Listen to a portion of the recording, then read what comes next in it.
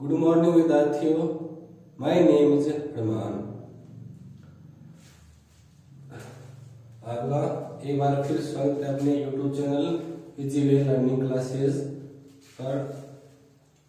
और इस चैनल को ज्यादा से सब्सक्राइब करो, लाइक करो और अपने दोस्तों का साथ शेयर करो, जिससे सभी अपने जो 10वीं क्लास के विद्यार्थी हैं उनको इस वीडियो से पढ़ने में मदद मिल सके। अपना 3 नंबर सूत्र है गुण से 3 नंबर सूत्र क्या नाम है? उर्दू है।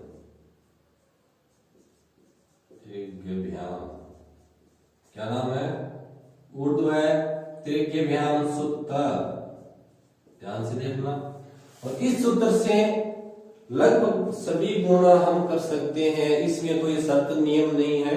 इस सूत्र के द्वारा हम सभी प्रकार के गुणों को आसानी से कर सकते हैं, इसमें कोई शर्त नहीं है। इसमें हमें एक समूह की संख्या ज्ञात करनी होती है। सबसे पहले क्या? समूह की संख्या। समूह की संख्या ज्ञात करने के लिए इसमें एक सूत्र है, आसान सा सूत्र है, कोई हार्ड नहीं है। 2 गुणा n माइनस 1, ये सूत्र इसमें काम में लेंगे। और n या क्या है? n या गुणक या गुणे की अंकों की संख्या है। n या n यहां यानी यहां जो n है वो गुणे या गुणक में अधिकतम अंकों की संख्या है। यह बात अपने को ध्यान में रखनी है। या n है वो गुणे में गुणक में, सी में हो चीज गुणे में हो चीज गुणक में हो अधिकतम अंकों की संख्या। अधिकतम कैसे? जैसे हम गुणा करेंगे 15 गुणा 12, तो 15 गुणा 12 तो इसमें 2 अंक है, इसमें 2 है, तो अधिकतम 2 ही होंगे। और जैसे हम ये गुणा करेंगे 71 गुणा 8, तो हमें पता है इसमें 8 में तो 1 अंक है और 71 में 2 अंक है, तो अधिकतम अंक कितने होंगे? 2 होंगे। तो ये ध्यान रखना है, ये वाला हो चाहिए, ये वाला अधिकतम अंक लेने हैं। अधिकतम इसमें 2 लेने हैं और किसी में 3 हो तो 3 लेने हैं, लेकिन अधिकतम लेने हैं, यानी उससे ज्यादा नहीं। इसमें 2 है, इसमें 1 है, इसमें 2, तो 2 वाले अंक हमेशा लेना है, यानी अधिकतम अंक है वो लेना है। तो देखो किस प्रकार करेंगे।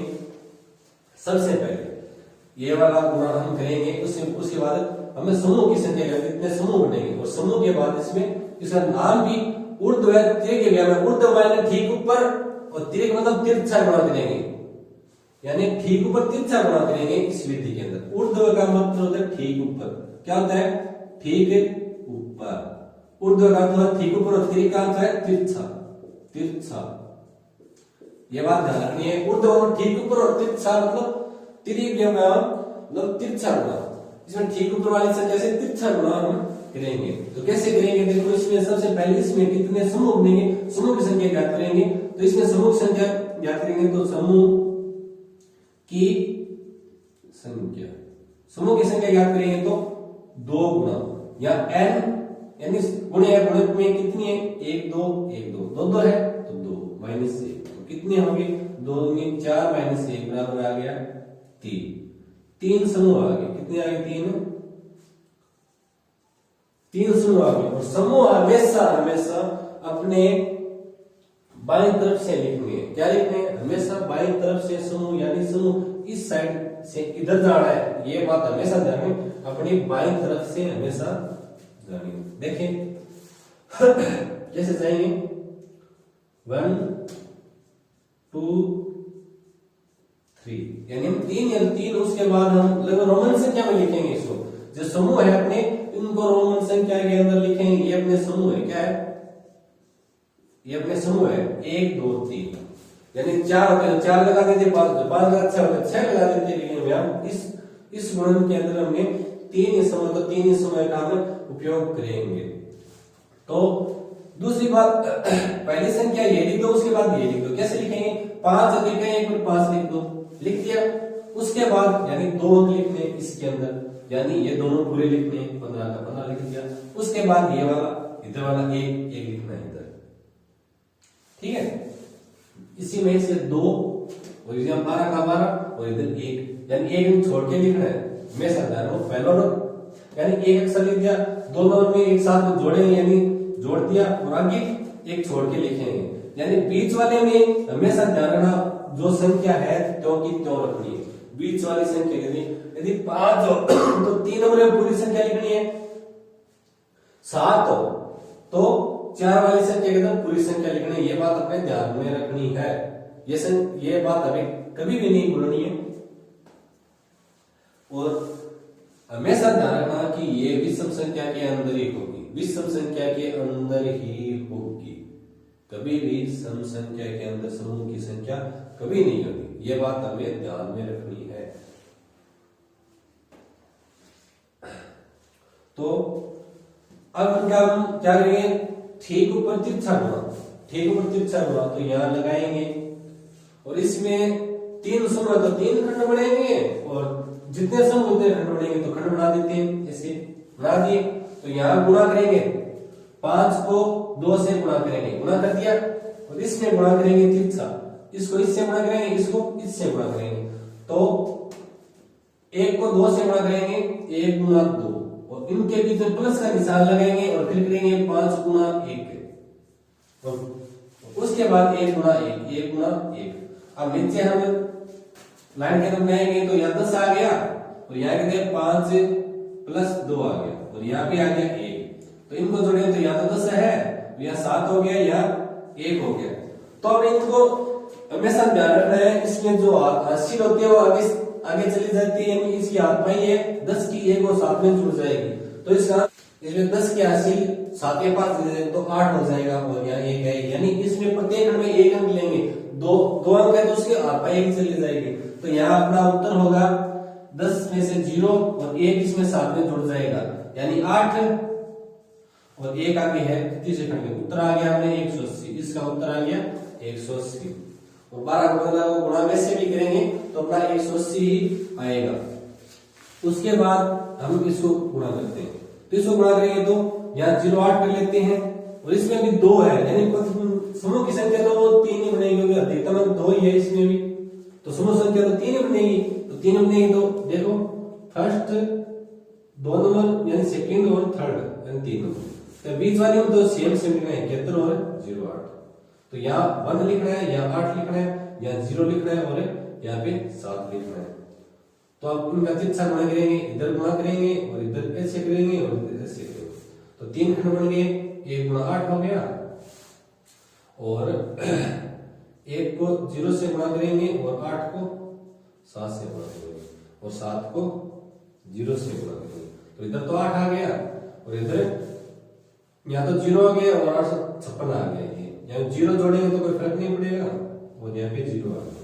तो अपने क्या करेंगे, तो 8 है 1 तो 8 का 8 है और 56 उत्तर आ गया, क्योंकि अगर तो 0 0 तो कोई फर्क नहीं पड़ेगा।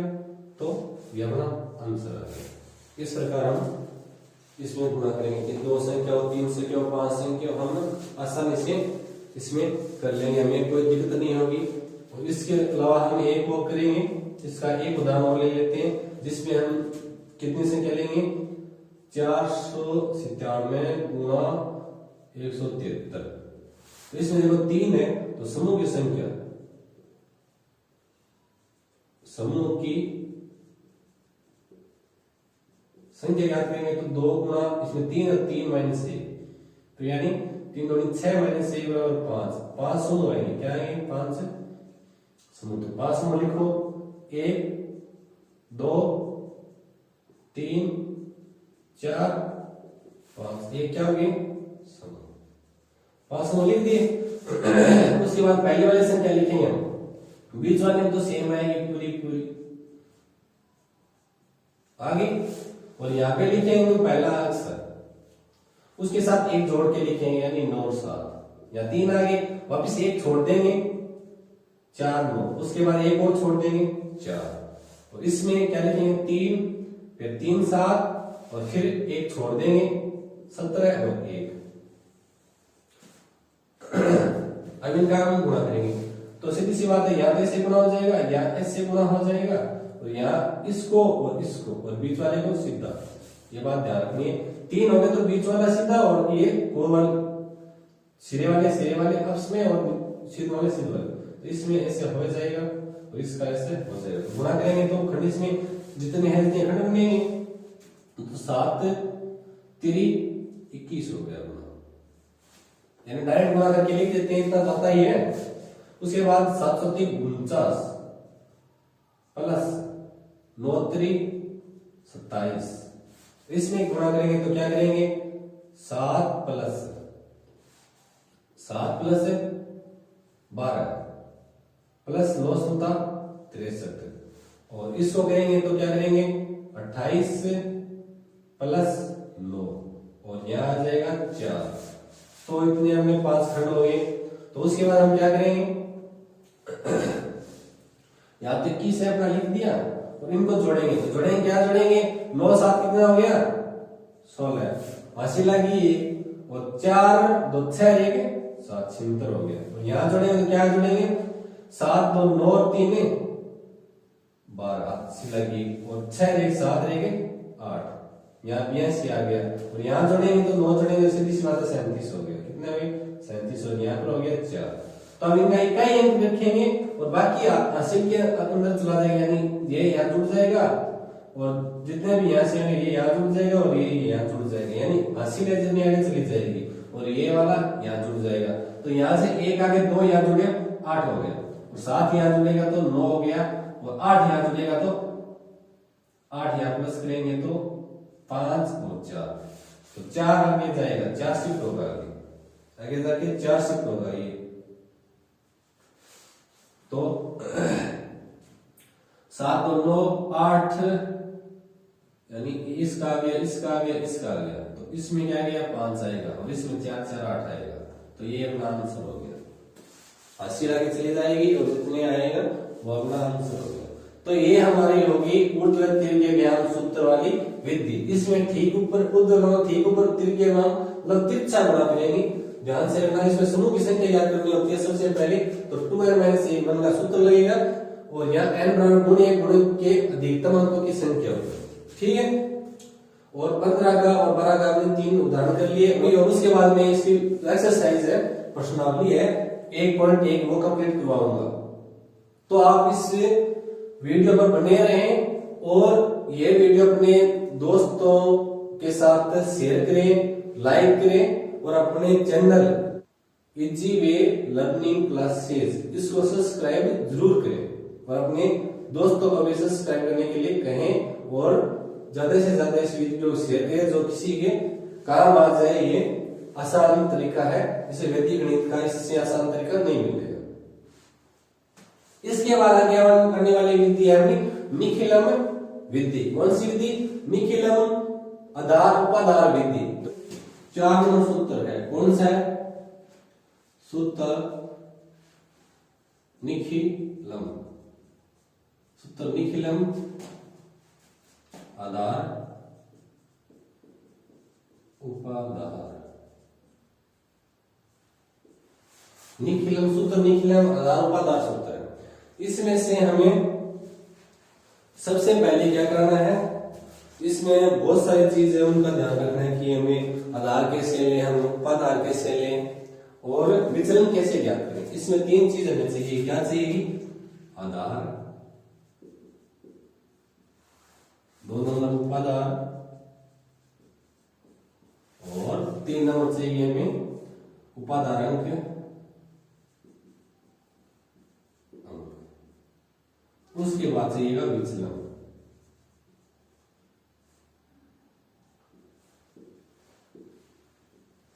ये 4 चीज हमें इस विधि के अंदर सबसे पहले इस विधि के अंदर हमें काम लेनी है। तो जैसे हम एक उदाहरण लेते हैं, ये उदाहरण लेते हैं 32 गुणा 34 का, ये उदाहरण लिया है। इस उदाहरण के हिसाब से हम इसको समझेंगे कि आधार कैसे ज्ञात करें, उपाधार कैसे ज्ञात करें। ये बात हमेशा ध्यान रखनी। तो इसमें यदि इकाई और दही यदि 2 अंक है तो उसका आधार हमेशा 10 होगा।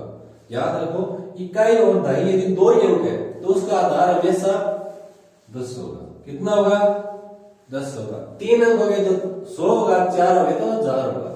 ये बात हमेशा ध्यान में, आधार के लिए तो इकाई दहाई बोल लो, जहां दहाई है तो 10 है और सैकड़ा है तो 100 है, सीधी सी बात। दोनों में बात उपाधार, मतलब ये संख्या जो है 32 और 30 ये किसके पास है, यानी ये संख्या अपनी किसके पास है, तो सीधी सी बात है ये 32 है और 30 के पास है, और 34 है वो भी 30 के पास है, यानी उपाधार अपना कितना हो गया, उपाधार कितना हो गया इसका 30 हो गया। यानी यहाँ पहला जो अंक है उसके आगे शून्य लगा देंगे, उससे 10 को गुणा कर देंगे तो उपाधार पता चल जाएगा। यहाँ 3 को 10 से गुणा करेंगे तो आ जाएगा 30 से, उपाधार अंक आ गया। उसके बाद उपाधार अंक क्या होगा, उपाधार अंक यानी आधार उपाधार भाग आधार, भले उपाधार के अंदर आधार का भाग देंगे तो हमें उपाधार अंक मिलेगा, यानी 30 के अंदर हम भाग देंगे 10 का तो कितना आएगा 3, ये अपना उपाधार अंक हो गया। क्या हो गया, उपाधार अंक हो गया 3। उसके बाद विचलन ज्ञात करना है, क्या करना है, विचलन ज्ञात करना है। तो विचलन ज्ञात करने के लिए हमें ध्यान रखना है संख्या, संख्या माइनस से उपाधार, उपाधार है तो, यदि उपाधार नहीं है तो आधार आएगा, सीधी सी बात, उपाधार नहीं है तो आधार आएगा। क्योंकि यदि 10 है कोई संख्या है उसमें उपाधार बड़ी नहीं रहेंगे, कोई संख्या 9 है, 9 गुणा 11 होगी, 11 गुणा 12 होगी, 12 गुणा 13 होगी, 19 गुणा 17 होगी, तो इसमें 10 ही है, तो इसमें अपने उपाधार भी 10 ही आएगा, तो उसमें 10 आएगा तो सीधी सी बात है उसमें तो 1 ही आएगा फिर, यानी कि ये उपाधार जो अंक है वो अपना 1 ही आएगा, फिर वो चेंज नहीं होगा। तो उसमें देखो संख्या माइनस उपाधार है तो संख्या कितनी है, 32, 32 में से 30 घटाएंगे तो कितना आएगा प्लस का 2। दूसरी बात 34 के अंदर से हम 30 घटाएंगे कितना आएगा प्लस का 4। उसके बाद हमें गुणा करने के लिए इनको एक शीट के अंदर सेट करेंगे, क्या सेट करेंगे, संख्या, और आगे लिखेंगे विचलन। बहुत आसान विधि है, बिल्कुल सबसे आसान विधि है। तो इसमें गुणा करेंगे तो यानी ये संख्या लगभग आसपास होनी जरूरी है, यानी 30 से पहले उसके 32 है तो 30 से पहले की हो सकती है, 27, 28 से 26 हो सकती है, यानी 30 या तो ऊपर पास पे होनी जरूरी है, यानी उपाधार जो आपने लिए उनके पास होनी जरूरी है संख्या, नहीं तो हम गुणा आगे कठिन हो जाएगा। तो देखो संख्या तो अपनी है 32, 32 का विचलन कितना है प्लस का 2, और संख्या अपनी है 34, कितनी है 34 का विचलन कितना है प्लस का 4। तो एक बात ध्यान रखनी है कि यदि 2 संख्या गुणा करें तो 2 खंड बनेंगे, 3 संख्या गुणा करेंगे तो 3 खंड बनेंगे, ये बात अपने मन में याद रखनी है। अब इसमें गुणा करेंगे तो 2 खंड बनाएंगे, 2 खंड में इसमें विचलन का गुणा यानी 2 गुणा 4 कितना आ गया 8 आ गया, और इसके अंदर 32 में 4 जोड़ेंगे या 34 में 2 जोड़ेंगे तो 32 में 4 तो 36 आ गए, और 34 में 2 जोड़ेंगे तो भी सेम आएगा, उसमें फर्क बिल्कुल भी नहीं है, एकदम एक जैसे ही आएंगे, फर्क नहीं आएगा इसमें। और उसके गुणा में उपाधार अंक लेना है, यानी उपाधार अंक गुणा के अंदर लिखना है 32 प्लस 4, तो उपाधार अंक कितना है अपना 3 गुणा 36, और 36 को 3 से गुणा करेंगे तो 108 आएगा, पता है हमें, और यह 8 है, तो उत्तर कितना आएगा अपना 1028 उत्तर आ गया। ठीक है, और उसके बाद एक उदाहरण और कर लेते हैं। एक उदाहरण कौन सा लेंगे 78 गुणा 76, ध्यान रखो इसमें लेंगे तो इसमें अपना आधार क्या होगा, आधार 10 हो गया, उपाधार हो गया 70 अंक, यानी उपाधार अंक है,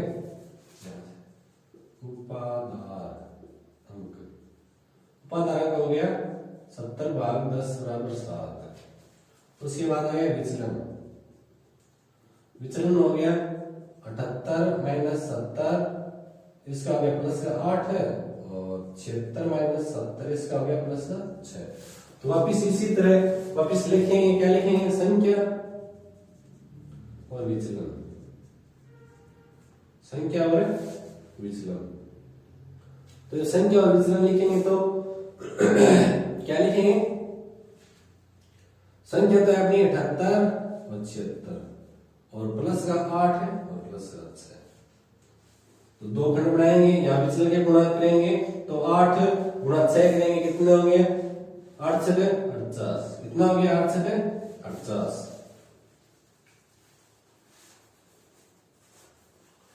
उसके बाद यहाँ 78 या 6 जोड़ेंगे, चिन्ह में 8 जोड़ेंगे, यानी कौन सा भी जोड़ो उसके गुणा के अंदर हमें उपाधारक के उपाधारक कितने अपना 7, और इनमें से कौन सा भी ले लेंगे? 78 प्लस 6, तो 78 6 जोड़ेंगे तो कितना होगा? 84 गुणा 7 और यहाँ 50 होगी। तो हम इनको गुणा करेंगे तो क्या करेंगे? 728 हाथ लगी 2 और 56 2 58 और आगे इधर है 48।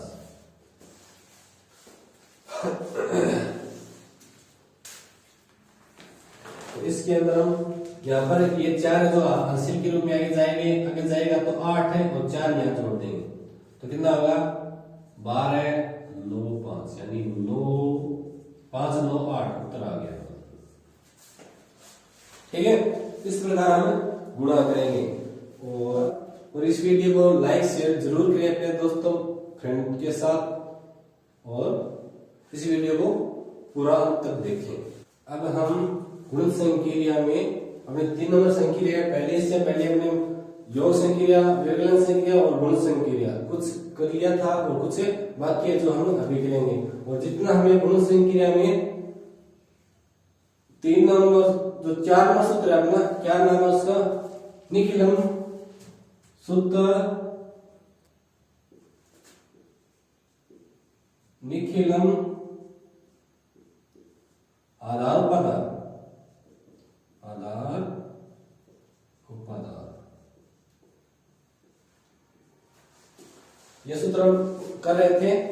और अब इसमें एक बार थोड़ा सा दोबारा देख लेते हैं इसको। सूत्र निखिलम आधार उपाधार सूत्र क्या है? ये इसमें 4 नंबर सूत्र है, गुण संक्रिया के अंदर 4 नंबर सूत्र है। इसके बारे में थोड़ा सा 1 2 उदाहरण इसके और कर लेते हैं। उसके बाद इसमें आगे निखिलम सूत्र से जो है वर्ग है, घन है, वो हम ज्ञात करेंगे, 3 संख्या गुणा ज्ञात करेंगे। इससे पहले हम ये देख लेते हैं, एक बार वापिस इसको हल कर लेते हैं। तो 1 नंबर उदाहरण है अपना 92 गुणा 87। इसका हम निखिलम सूत्र से हल करेंगे। तो इसमें हमें संकेत लिखने होते हैं। संकेत जो हमने पीछे लिखे थे आधार उपाधार विचलन, वो संकेत होते हैं इनके। क्या होते हैं संकेत? नंबर 1 में क्या लिखेंगे? आधार। आधार कितना है इसका? आधार तो 2 अक्ष है। तो और वैसे इसका आधार हम क्योंकि ये 100 के पास है, 92 तो 100 के पास है, तो इसमें 100 ले लेते हैं, 100 ले लेते हैं इसमें। फिर देखते हैं क्या होता है, क्योंकि 100 के एकदम नजदीक है संख्या, तो इसका आधार है हम क्या लेंगे? 100। कितना लेंगे? 100 ले लिया। उसके बाद उपाधार भी 100 ही होगा, क्योंकि यहाँ 200 300 400 तो है नहीं, तो 100 के पास है तो आधार वही हो गया और उपाधार भी वही हो गया, उपाधार भी 100 ही हो गया। और अंक उपाधार अंक, उपाधार अंक कितना हो गया अपना? वो 1 हो गया। उसके बाद 2 नंबर में क्या लेते हैं? विचलन। क्या लेते हैं? विचलन। विचलन कैसे ज्ञात करते हैं? संख्या में से आधार को उपाधार को घटाते हैं। संख्या में से आधार, इसमें तो आधार और उपाधार सेम है, तो आधार को घटाने से उपाधार सेम आएगा, तो हम उपाधार को घटाते हैं संख्या के अंदर से। तो इसमें क्या सूत्र है इसका? संख्या माइनस उपाधार, संख्या माइनस उपाधार। तो 92 माइनस 100 बाकी करेंगे तो कितना आएगा?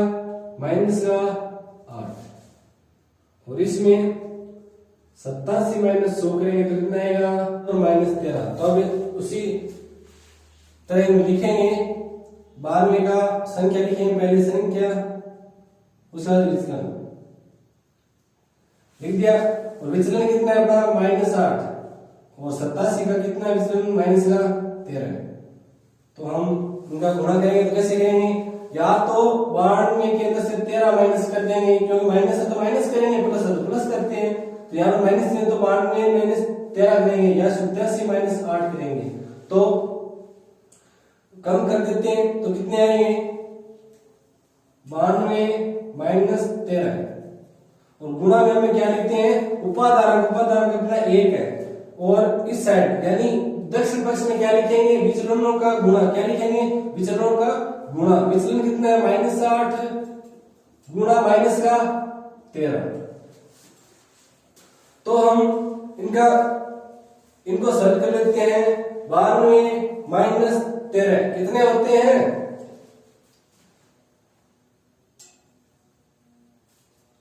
9 और 79 माइनस और माइनस को माइनस से गुणा करेंगे प्लस आ जाएगा और 13 कितना होता है 104। अब हमें पता है कि जितने आधार उपादान में जितने शून्य होते हैं, कितने शून्य होते हैं आधार उपादान में जितने शून्य होते हैं उतने ही अंक दक्षिण पक्ष में आएंगे। तो यहाँ एक लाइन लिखेंगे हम संकेत के अंदर उपाधार आधार में 2 शून्य है तो 2 शून्य है तो दक्षिण पक्ष के अंदर पक्ष में 2 अंक आएंगे, 2 अंक आएंगे। तो अब कैसे करेंगे यहाँ 3 अंक होंगे तो क्या इधर तो 2 अंक आने चाहिए क्योंकि 2 शून्य तो 2 अंक आना चाहिए, यहाँ आ गए 3 अंक। तो 1 है वो राशि के रूप में आगे चला जाएगा, क्या चला जाएगा आगे। तो कितना उत्तर आ जाएगा अपना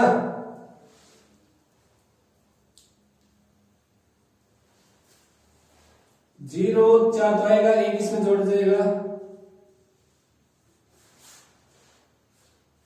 8004 इसका उत्तर आ गया। इसके बाद एक थोड़ा बड़ा उदाहरण और कर लेते हैं। बड़ा उदाहरण कौन सा करेंगे, संख्या थोड़ी बड़ी ले लेते हैं 206 गुणा 212। ये बड़ी संख्या है, ये ले लेते हैं।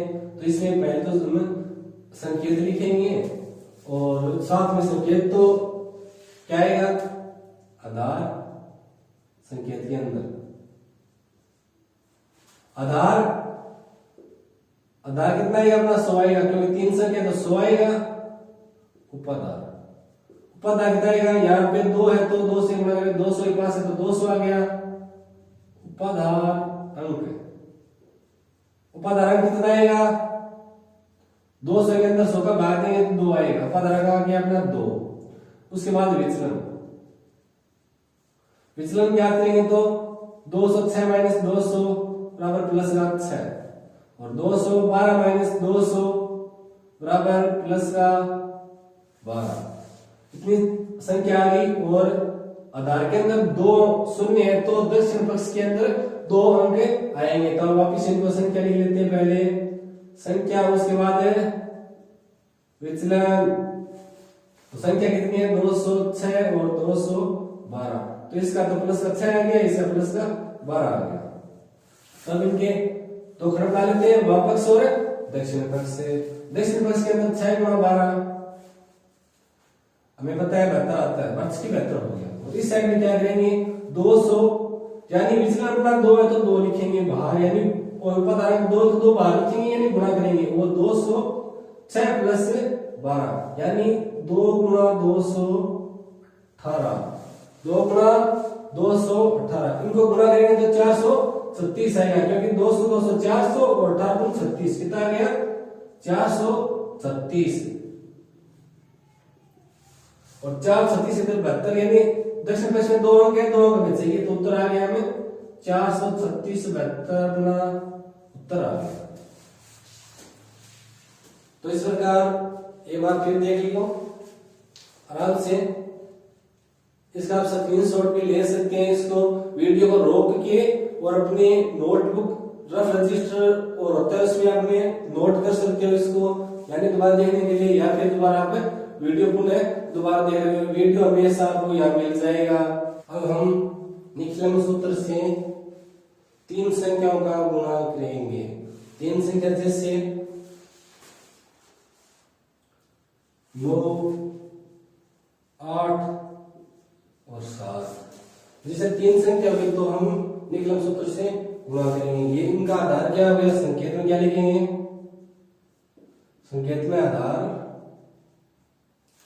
7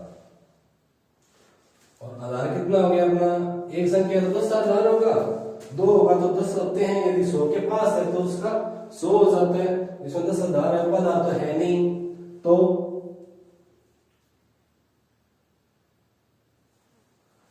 और उसके बाद हम विचलन ज्ञात करेंगे। क्या करेंगे, विचलन।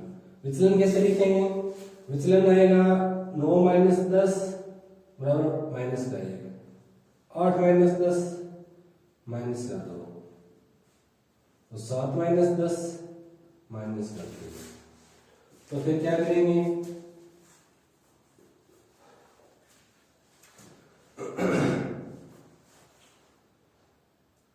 यहां संख्या लिखेंगे, यहां लिखेंगे विचलन, लिख दिया। उसके बाद संख्या 9, 8 और 7, विचलन लिखेंगे -1 माइनस का 2 और माइनस का 3, फिर नीचे रेखा खींच देंगे। और इसमें तीन संख्या का गुणा है तो 3 खंड बनते हैं, 2 संख्या गुणा होता है तो 2 खंड बनते हैं, क्योंकि पीछे हमने 2 संख्या गुणा किया तो इसमें 2 खंड बनाए थे, और इसमें 3 संख्या का गुणा है इसलिए इसमें 3 खंड बनेंगे, 1, 2 और एक ये तीसरा, 1, 2, 3 खंड बनेंगे। और खंड के नाम कैसे होंगे,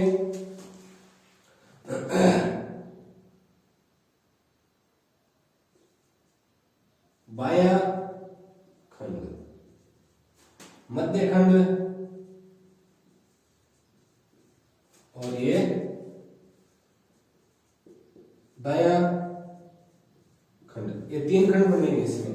और तीनों खंडों में क्या क्या लिखेंगे, देखो पहले खंड के अंदर उपाधार की स्क्वायर करेंगे, उपाधार अंक होगा ना उसकी स्क्वायर करेंगे, उपाधार अंक की घात 2, क्या लिखेंगे, उपाधार अंक की घात 2। और गुणा के अंदर क्या लिखेंगे, एक संख्या और इसके अलावा दोनों विचरण का जोड़, एक संख्या ये ले लो, ये ले लो, ये ले लो, तीनों में से एक संख्या लेनी है, और उस संख्या के जो विचरण है उसको छोड़कर में 2 विचरण है उनका योग करेंगे। तो कैसे लिखेंगे, एक संख्या प्लस अन्य 2 विचलनों का योग। और मध्य खंड के अंदर क्या लिखेंगे, उपाधार अंक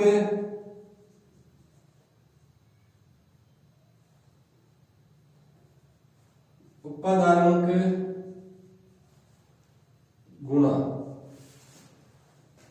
2 विचलनों का गुणा करके उसका योग करेंगे। दो विचलन कैसे, एक का -2 का गुणा करेंगे, 2 विचलन हो गए, फिर -2 का -3 का गुणा करेंगे, ये 2 विचलन है, और फिर -3 का -1 के साथ गुणा करेंगे। तो इस प्रकार 2 विचलनों के गुणा करके उनको जोड़ेंगे। तो लिखेंगे 2 विचलनों के गुणा का योग,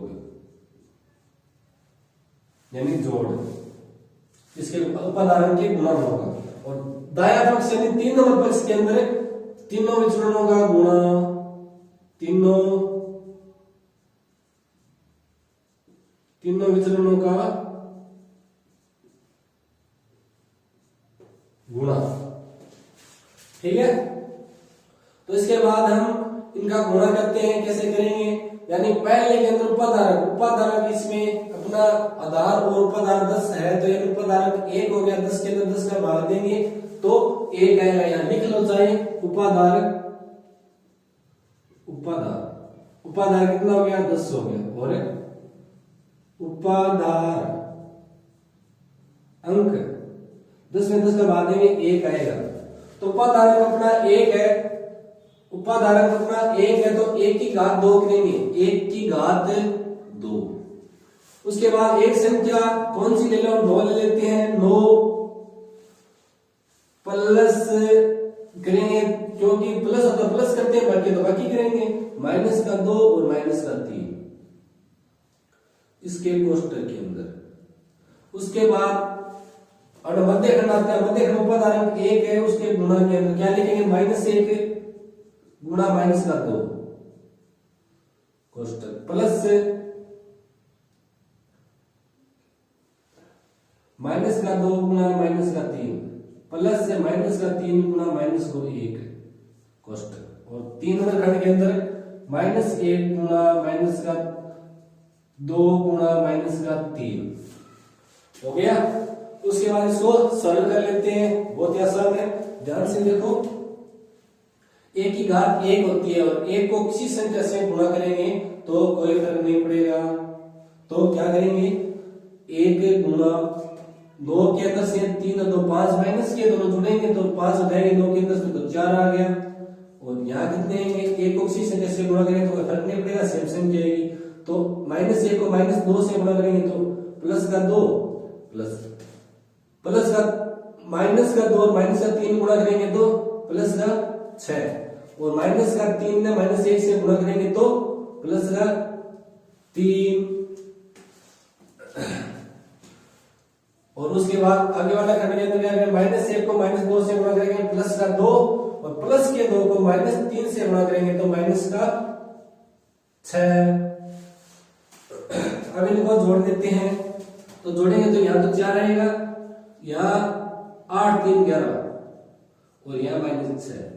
तो इसके बाद यहाँ माइनस की संख्या आ गई तो क्या करेंगे, यहाँ जो संख्या है बीच में जो संख्या है उस संख्या से उधर संख्या लेके जाएंगे। यदि 10 से कम है तो 1 लेके जाएंगे, 20 से कम है और 10 से बड़ी है तो 2 लेके जाएंगे, और 30 से बड़ी है 4 से छोटी है तो 4 लेके जाएंगे।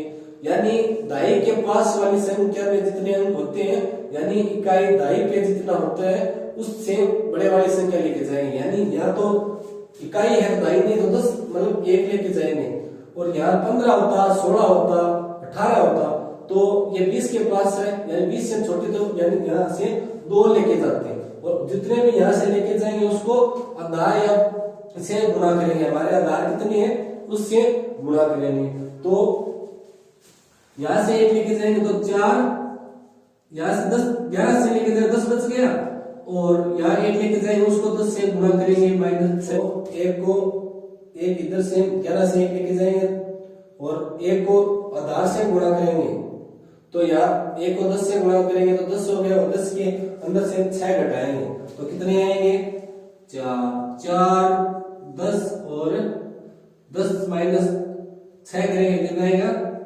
4। अब यहाँ अपने आधार के अंदर एक अंक है, यानी एक शून्य, आधार में जितने शून्य होंगे उतना ही इधर वाले दोनों में अंक होने चाहिए। यदि आधार के अंदर एक शून्य तो 3 नंबर खंड और 2 नंबर मध्य खंड और दाएं खंड के अंदर एक ही अंक होना चाहिए, और आधार के अंदर यदि 2 शून्य तो तीसरे और दूसरे खंड के अंदर 2 अंक होने जरूरी है।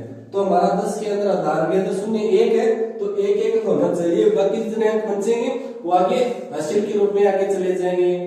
तो यहाँ पर अपना 4 है तो 4 को 4 लिख देंगे, और उसके बाद 10 में से शून्य आ गया और 1 यहाँ हाथ पाई के रूप में आगे चला गया 4 के पास, तो 4 1 हो गया 5, तो अपना उत्तर आ गया 504। अपना उत्तर आ गया 504। उसके बाद हम क्या करेंगे, एक उदाहरण और ले लेते हैं, थोड़ा बड़ा ले लेते हैं। उसमें क्या करेंगे हम, तो ये बड़ा उदाहरण ले लेते हैं 502 गुणा 503 गुणा 504। तो इसके अंदर संकेत के अंदर क्या लिखेंगे हम? संकेत। इसमें पहले सबसे पहले आधार कितना हो गया? तो 3 अक्ष है तो 100 हो गया। और उसके बाद उपाधार आगे 5 तो 500 के पास है, 502 है तो 500 के पास है, 503 है वो 500 के पास है, 504 है वो भी 500 के पास है। तो अपना उपाधार कितना हो गया? 500 हो गया। और उपाधार कितना होगा? 500 के अंदर 100 का भाग देंगे तो 5 बार जाएगा, यानी उपाधार का आ गया अपना 5। उसके बाद विचलन कैसे ज्ञात करेंगे? यहां लिखा था हमने विचलन यानी संख्या माइनस उपाधार, संख्या माइनस उपाधार विचलन। संख्या ये जो संख्या उस माइनस से उपाधार यानी उपाधार 500 उपाधार। तो घटाएंगे तो 502 माइनस 500 बराबर प्लस का 2, 503 माइनस 500 बराबर प्लस का 3, 504 माइनस 500 बराबर है प्लस का 4। तो आप इनका गुणा करेंगे और एक बात हो, एक नंबर ये अपना हो गया 2 नंबर और 3 नंबर क्या बात करेंगे? आधार के अंदर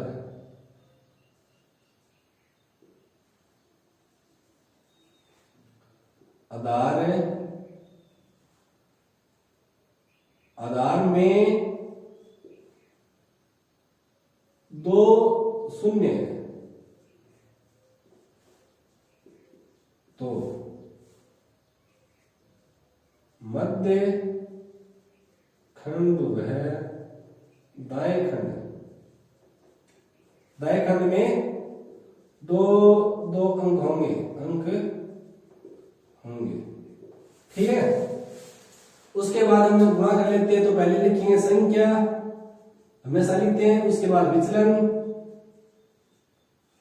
ध्यान रखना 3 संख्या गुणा कर रहे हैं हम तो संख्या विचलन लिख दिया। संख्या 502 तो प्लस का 2, 503 तो प्लस का 3, 504 तो प्लस का 4। अब यहाँ आपको पता है कि 3 खंड बनाएंगे और तीनों खंड में क्या लिखेंगे? पहले वाले खंड के अंदर उपाधारण की घात करेंगे यानी स्क्वायर करेंगे, घात 2 करेंगे। उसके बाद उसके गुणा के अंदर एक संख्या प्लस अन्य 2 विचलनों को जोड़ेंगे। उसके बाद 2 नंबर खंड यानी मध्य खंड के अंदर क्या लिखेंगे? उपाधारण का गुणा, दो विचलनों का गुणा करके उनका जोड़ करेंगे, उसके बाद उपाधार से गुणा करेंगे। उसके बाद 3 नंबर खंड में तीनों विचलनों का आपस में गुणा करेंगे तो कितना होगा? यहाँ पर अपना उपाधारण है 5 तो 5 की घात 2 करेंगे कोष्टक और 502 के अंदर 3 जोड़ेंगे और 4 जोड़ेंगे। मध्य खंड के अंदर क्या रखेंगे? 5 गुणा 3 गुणा नहीं 2 गुणा 3 प्लस 3 गुणा 4 प्लस 4 गुणा 2। ये तो अपना गया मध्य खंड में। और मध्य खंड के बाद 3 नंबर खंड यानी बाह्य खंड के अंदर क्या लिखेंगे? तीनों विचलनों का गुणा 2 गुणा 3 गुणा 4। इसके बाद हम 5 की घात 2 करेंगे यानी 5 चौड़ी 25, 5 में 5 से गुणा करेंगे तो हो गया 25। उसको गुणा करेंगे जोड़ेंगे तो 500 कितने आएंगे? 2 5 4 9। और मध्य खंड के अंदर 5 गुणा 6 प्लस 12 प्लस 8 और 30 के अंदर 24 यानी 3 दूनी 6 चौके 24 आ गया। उसके बाद 5 को 25 को इनसे गुणा करेंगे तो कितना आएगा? गुणा करेंगे तो 25 को 9 बार मिलेंगे तो 225 और 225 में 25 हासिल लगती है तो 5 शून्य की जगह आ जाएगा हासिल बची 2 यानी 5 2 और 2 आपका बच गई तो 25 पंचो 125 है 2 127 है। 25 को 509 से गुणा करेंगे तो 12725 आएगा। उसके बाद 5 को गुणा करेंगे 8 12 20 अच्छा 26 और ये 24 हो गया। तो सीधी सी बात है यहाँ तो 24 है ही और 26 पंचो 130 और ये कितना हो गया 12725। तब इनका आंसर करेंगे तो कैसे करेंगे? यानी पर इनके अंदर दो दो अंक होने चाहिए। यहाँ पे लिखा था आधार में 2 शून्य है तो मध्य खंड में दाएं खंड यानी 3 नंबर खंड के अंदर दो दो अंक होने जरूरी है। इसमें 2 है, इसमें 3 है, तो एक ये 1 है, या 80 के रूप में 5 ये प्लस चला जाएगा। तो कैसे उत्तर कैसे आएगा 24 0 3 और एक इसमें जोड़ेगा 6 2 7 2 1 उत्तर आ गया अपना ये। तो विनय कैसे कैसे इकाई ढाई सैकड़ा 1000 10,000 1 लाख 10 लाख 1 करोड़ 10 करोड़ यानी 12 करोड़ 72 लाख 63,024 उत्तर आ गया अपना। यानी 3 संख्याओं का गुणा ऐसे करेंगे। और इसके बाद हम संख्या का वर्ग संख्या का घनफल इसी गुण संख्या निकलन सूत्र उपाधार के माध्यम से करेंगे। और इस वीडियो को अंत तक देखें और इस वीडियो को लाइक जरूर करें और अपने दोस्तों के साथ शेयर करें और इस चैनल को सब्सक्राइब करें और बेल आइकन भी दबाएं। बेल आइकन दबाने का फायदा ये है कि जो वीडियो नया आएगा वो आपके पास सबसे पहले पहुंचेगा। अब हम करेंगे संख्या का वर्ग और संख्या का घनफल यानी घात 3 और घात 2। कैसे जैसे कोई संख्या है अपनी 12 तो 12 की घात 2 करेंगे यानी 12 गुणा 12 सेम संख्या हो।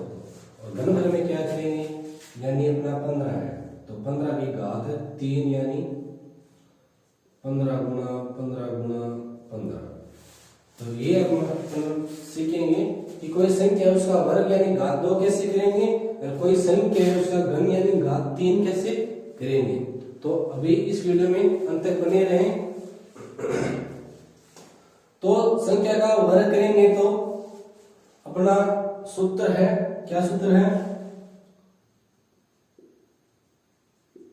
संख्या का वर्ग बराबर संख्या का वर्ग यानी संख्या की घात 2 उसके बराबर क्या करेंगे अपने सबसे पहले उपाधार अंक क्या उपाधार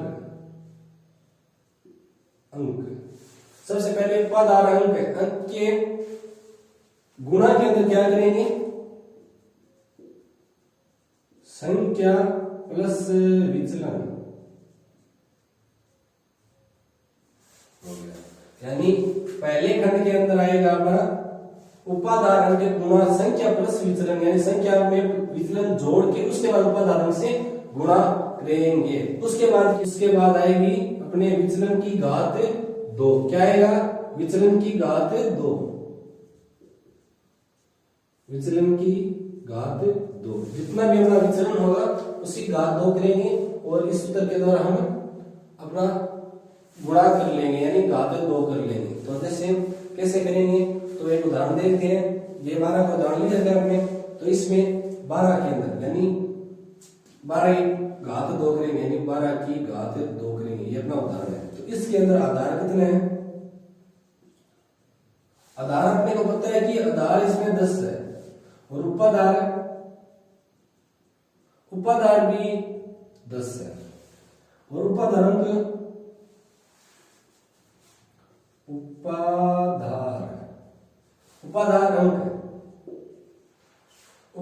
कितना आएगा 1 है 10 के अंदर 10 का भाग है तो 1 आएगा उपाधार अंक अपना 1 आ गया। उसके बाद हमें क्या चाहिए विचलन ये अपना संकेत के अंदर लेंगे विचलन क्या आएगा 12 माइनस 10 बराबर प्लस का 2 आ गया ये अपना विचलन आ गया। उसके बाद अपने ये सूत्र के अंदर इन संख्या को लिख देंगे। तो लिखेंगे तो कैसे करेंगे 12 की घात 2 के बराबर संख्या तो संख्या वर्ग है संख्या घात 2 करेंगे उसके बराबर क्या लिखेंगे उपाधार अपना 1 है उसके गुणा के अंदर संख्या प्लस विचलन संख्या कितनी अपनी 12 प्लस विचलन में अपना 2 विचलन 2 ही है ये तो हो गया। उसके बाद आगे वाले यानी खंड यानी 2 नंबर खंड के अंदर दक्षिण पक्ष के अंदर क्या लिखेंगे 2 की घात 2 करेंगे यानी स्क्वायर करेंगे विचलन 2 है तो 2 की घात 2 करेंगे तो कितना आएगा देखो 1 गुणा 14 और यहाँ आ गया 4 तो 1 को 14 से गुणा करें 14 और यहाँ आ गया 4। अब हमें पता है कि यदि 0 1 है तो 1 ही अंक आएगा तो एक अंक आएगा तो क्या करेंगे 14 पे इसके 4 में से 5 लिख देंगे तो 144 का उत्तर आ गया। यानी हमें पता है 12 अंक का वर्ग 144 होता है और यहाँ पे आ भी गया सूत्र से इतनी आसानी से मैं 14 को 14 से गुणा करते पहले 4 का भाड़ा बोलते हैं फिर 1 का करते हैं फिर इनका जोड़ करते हैं तो कितना लंबा होता ये आराम से हो गया। इसीलिए एक उदाहरण और ले लेते हैं, थोड़ा बड़ा उदाहरण लेते हैं। बड़ा उदाहरण लेंगे तो 72 का ले लेते हैं। 72 यानी 72 की घात 2 करते हैं। 72 की घात 2 करते हैं इसमें हम लिखेंगे 72 में क्या लिखेंगे आधार क्या लिखेंगे 72 का आधार हो गया 10, उपाधार हो गया 70, उपाधार अंक यानी 70 के अंदर 10 का भाग देंगे तो 7 आ गया क्योंकि 70 के पास है ना 72 के पास है तो 70 आ गया और 70 के अंदर 10 का भाग 7 आ गया। उसके बाद विचलन तो विचलन कितना आएगा अपना 72 माइनस 70 बराबर प्लस का 2 विचलन आ गया और आधार में एक संख्या तो दूसरे खंड के अंदर एक ही अंक आएगा। उसके बाद जितने भी अंक होंगे वो हासिल के रूप में आगे चले जाएंगे। तो गुणा करते हैं गुणा करेंगे तो कितना आएगा अपना उपाधारण है 7 गुणा अपनी संख्या है 72 के अंदर 2 जोड़ देंगे यानी विचलन जोड़ देंगे और उसके बाद विचलन है अपना 2 की घात 2 कर देंगे। ठीक है तो क्या करेंगे 7 गुणा 72 को जोड़ेंगे 74 आ गया और यहाँ 2 दूनी 4 हो गया यानी दूसरे खंड में तो हमें एक अंक चाहिए था और एक अंक ही है तो ये तो लाना नहीं है।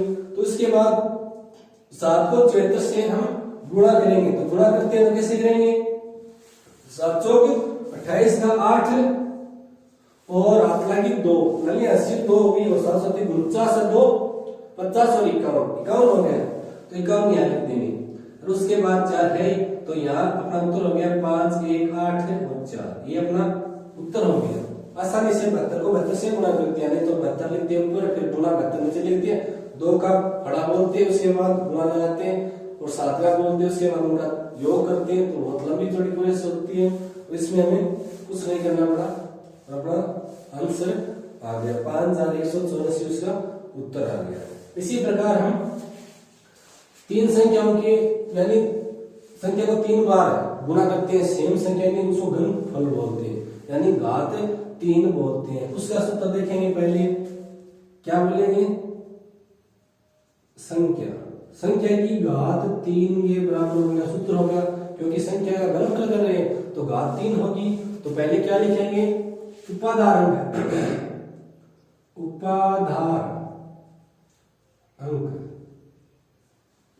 उपाधार अंक की घात 2 करेंगे इस बार क्या करेंगे घात 2 और गुणा के अंदर वही पहले वाला संख्या प्लस विचलन क्या करेंगे संख्या प्लस विचलन को 2 बार गुणा करेंगे इसमें विचलन को 2 बार गुणा करेंगे क्या करेंगे संख्या प्लस और विचलन को 2 बार गुणा करेंगे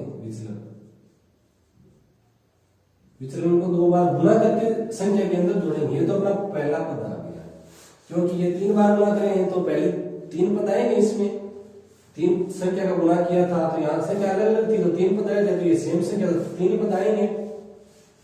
उसके बाद दूसरे खंड में क्या लिखेंगे दूसरे खंड के अंदर लिखेंगे उपाधार अंक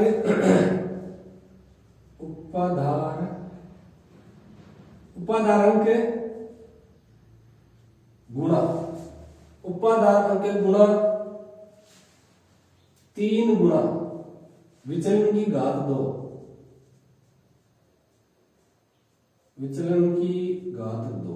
और 3 नंबर पद के अंदर लिखेंगे विचलन की घात 3 क्या विचलन की घात 3 ये अपना सूत्र हो गया। एक बार दोबारा देख लो सूत्र को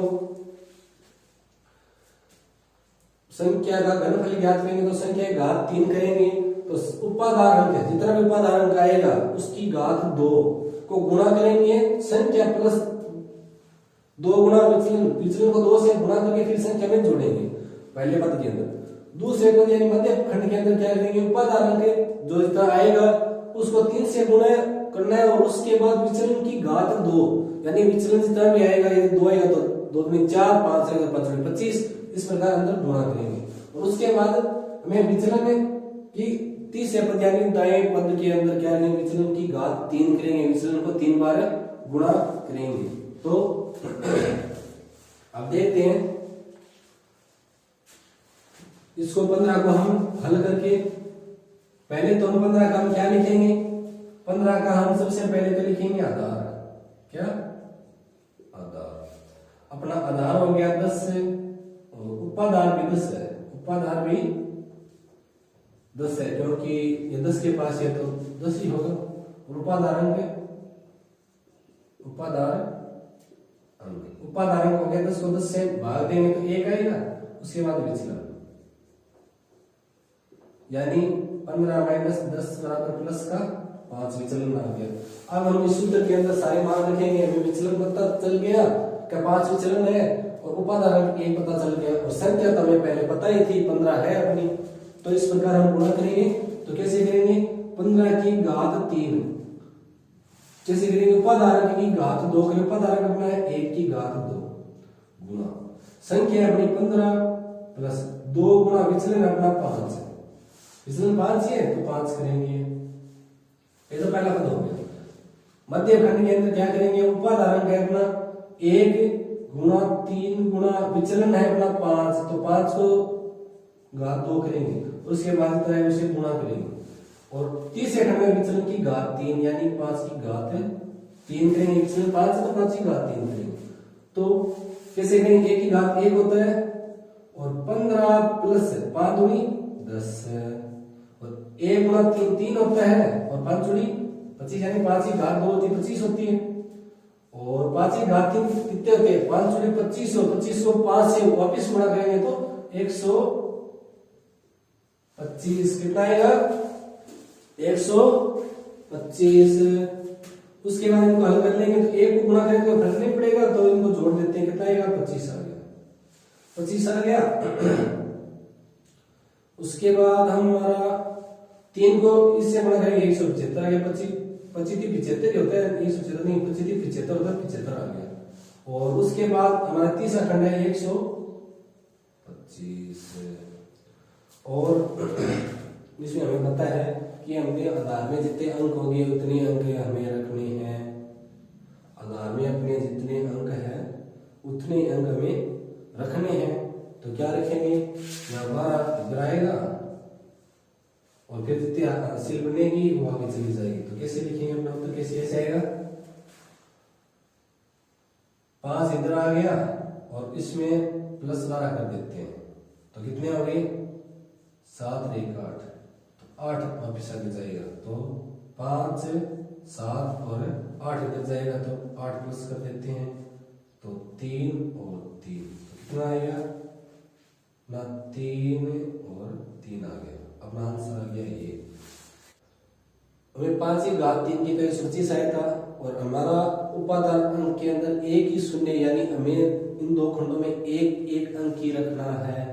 तो यहाँ 3 अंक आ गए तो 2 अंक आगे जाएंगे हासिल के रूप में 12 और यहाँ 2 अंक आ गए, यहाँ भी 1 होना चाहिए तो पहले 75 के अंदर 12 जोड़ेंगे तो 87 आएगा, 87 तो 87 7 तो यहाँ रख देंगे लेकिन 8 आगे हासिल के रूप में आगे जाएगा 25 के बाद 25 में आगे जोड़ेंगे तो 33 आएगा और 33 और 33 नीचे उतार देंगे तो अपना उत्तर आ गया 3375। और आप 15 को 3 बार गुणा करके देख लेना इतना उत्तर आएगा अपना, 15 को 3 बार गुणा करेंगे तो हम उत्तर इतना ही आएगा, इससे आगे पीछे नहीं होगा। ये तो अपना था उपादान अंक 1 था। अब एक उदाहरण और करते हैं, उसके अंदर उपादान अंक में कुछ लेते हैं यानी बड़ा गुणा करते हैं, बड़ा घात करते हैं। तो हम घात कर लेते हैं एक 34 उदाहरण ले लेते हैं, 34 की घात 3 करते हैं। 34 की घात 3 करके 34 में आधार कितना हो गया अपना, ये तो अपना इधर वाला हो गया। अब 34 लेंगे, इसमें आधार कितना हो गया, आधार अपना 2 अंक 10 हो गया और उपादान 30 के पास है तो 30 हो गया और उपादान अंक कितना हो गया 30 में 10 का भाग देंगे तो 3 आएगा, या 3 है, ठीक है। और विचलन में आएगा 30, 34 माइनस 30 बराबर प्लस का 4, और यहाँ 1 शून्य है तो दोनों खंडों में एक एक अंक की होगा। तो अब हम इसको हल करते हैं आगे।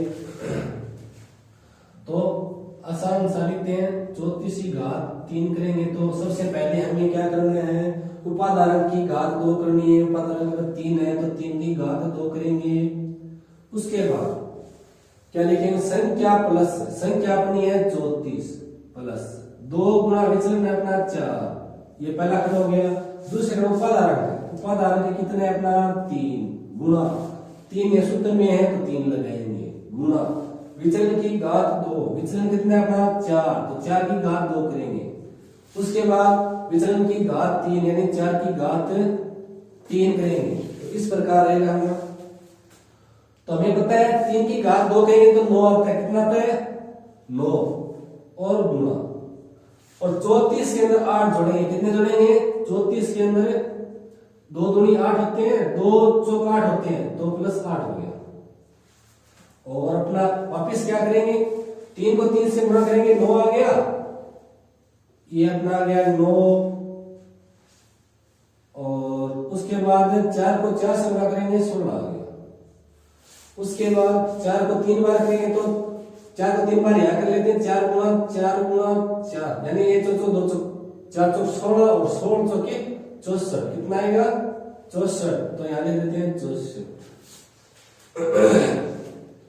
उसके बाद 9 गुणा 34 के अंदर हम 8 जोड़ेंगे, कितने जोड़ेंगे 8, 34 के अंदर 8 जोड़ेंगे तो कितना आएगा अपना 42 यानी 42 आएगा।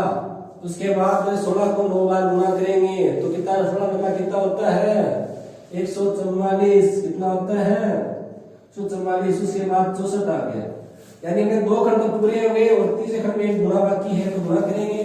42 को 9 से गुणा करेंगे, कैसे करेंगे, 9 का फल 2 बार बोलेंगे, 1 में 2 में 18 का 8 हासिल लगी 1, और 9 चौके 36, 36 लेके 37, और 144 और 64, यानी एक अंतर खड़ा है, बाकी यहाँ हासिल के रूप में जाएगा और यहाँ से जितना भी बनेगा वो हासिल के रूप में आगे जाएगा। तो क्या आएगा, यहाँ से तो 4 आ गया, तो यहाँ पे हम ये 6 जोड़ेंगे, इसके अंदर 6 जोड़ देंगे तो 0 और 10 का 0 है, एक हासिल 5 और 150 हो गया, तो 50 में 15 यहाँ हासिल के रूप में जाएगा और 0 यहाँ आएगा, 15 यहाँ जोड़ेंगे प्लस 15, तो 5 3 8 8 5 13 3 और 7 1 8 1 9 और 3, तो यहां से कितना आएगा 3 9 3,